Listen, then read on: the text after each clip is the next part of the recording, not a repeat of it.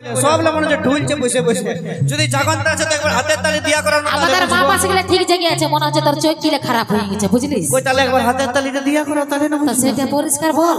তাহলে কি করে তো কত মা পাশে আবার জোরদার করে হাত তালি কুলকুলি দুটাই। বাবা হ্যাঁ গো, তোমরা এত বেমান কেন বলো না?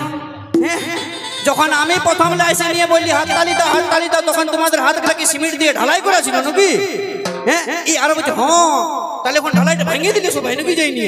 বাবা এত তো ওইদিকে গেল, কেউ শুনতে পাইলে ভালো করে শুনতেই পাই না। ওইদিকে গেল আরেকবার তোকে চান্স দিলি, আরেকবার দিয়া করা মানে চোখে কম দেখতে পাই, কানও কম শুনছে, কমে শুনতে পাইলে আরেকবার দিয়া করা, এই দুটি। দেখো মা পাশে এই মনে হয় কানে একটু কম শুনতে পাই।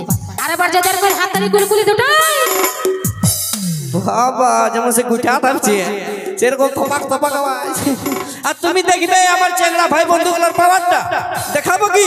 এতটা দেখাতে হবে কি? দেখা একবার দেখা দেখি। কোথায় আছে যে ওই জিও সিমের টাওয়ার আর এই মরদ লোকের পাওয়ার কোনোদিন কম হবে না, বুঝলি?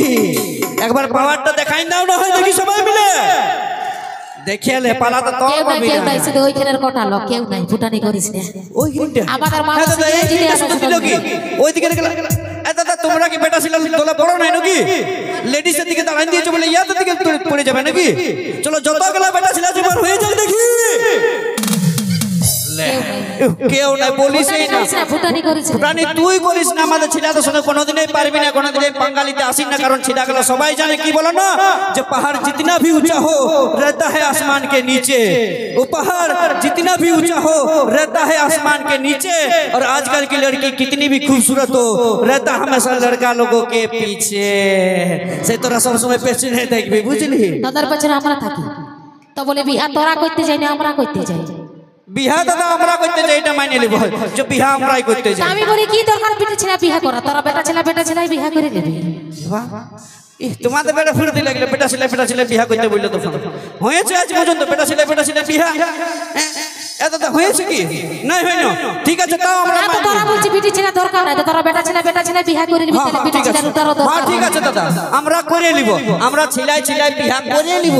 কিন্তু আমরা যদি ছেলাই বিহা করি তাহলে তোমাকে ওই চুরি কানের লিপস্টিকের টাকাটা কে দিবে? তোমার মসিয়ে সে ছেলেদের পকেট থেকে ঝাইতে হবে নাকি টাকাটা, বুঝলি? ওটা আমার মসিয়ে কি জন্য দিবে? তার জন্য আমার বাপে এক বান্ডেল আগেই ধরে রাখে, বুঝলিস? এই পন টাকাটার ঘমন দেখাচ্ছে, তখন বুঝতে পারলি। ওই পন টাকা একবার দেই না, সারা জীবনটা চালায় সেটাই জানে নাই। কিন্তু পন টাকা এখন আমরা আর খুঁজি নাই দাদা, কারণ যুগটা বটে 2024 সাল। 2024 সাল বটে তো। আরে 2024 সালে দেখবি এখন অ্যারেঞ্জ ম্যারেজের থেকে বেশি লাভ ম্যারেজ হচ্ছে। আর যেসব দাদা ভাইরা আমরা ভালোবাসা করে বিয়া করছি, বান্ধবীটাকে ফোনটা করে শুধু একটাই কথা বলছি যে তোর বাপের কাছে আমি 1 টাকাও নিব নাই। তুই যদি ঘরে নাইটি পরে আছিস তো নাইটিটা পরে আমার ঘরকে চলে আয়, তা তোর বাপের টাকার দরকার নেই, বুঝলি? কোন বলছি কি আর না কিছু বলি না, শুধু তোর ভাষণ গেলে শুনছি তুই কি গেজের একদম বলবো। কারণ বিড়ি ছিলার কোনটাতে লুড়ি নাই, তোদের শুধু খুন্তি লড়ার বাসন ধোয়াটাই লুড়ি আছে, বাকি অন্য কিছু না। আমাদের যদি লুড়ি করবো না সেদিন তোদের সম্মানটাই রইবে না, ওই জন্য তোদের সম্মানটা বাঁচায় রে। তো সম্মানটা বাঁচাবার জন্য একটা ঝাড়ে গান ধরলো, যেমন সব দাদা ভাইগুলো ঝাড়ে নাচে।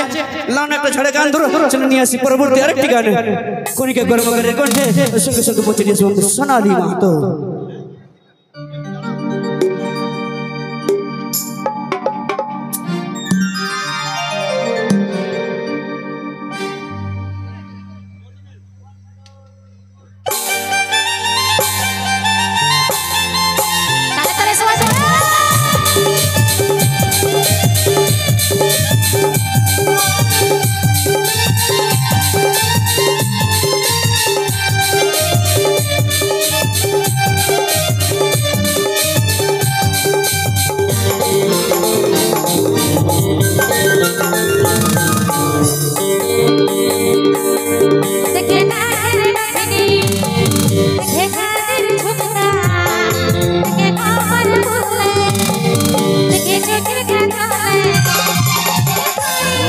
আমার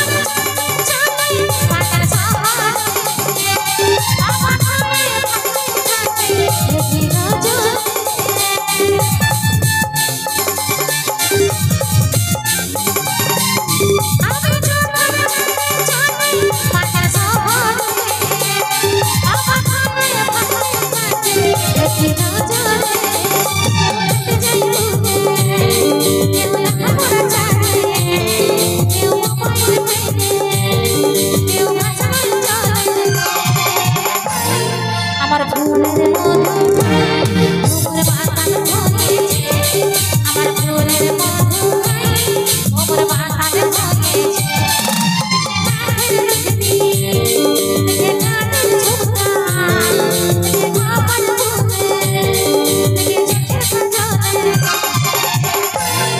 আমার ভরা জীবনে কত চেহারা মাঝে আমার ভরা জীবনে সবাই পাগল হয়েছে আমার ভরা জীবনে কত চেহারা মাঝে আমার ভরা জীবনে সবাই পাগল হয়েছে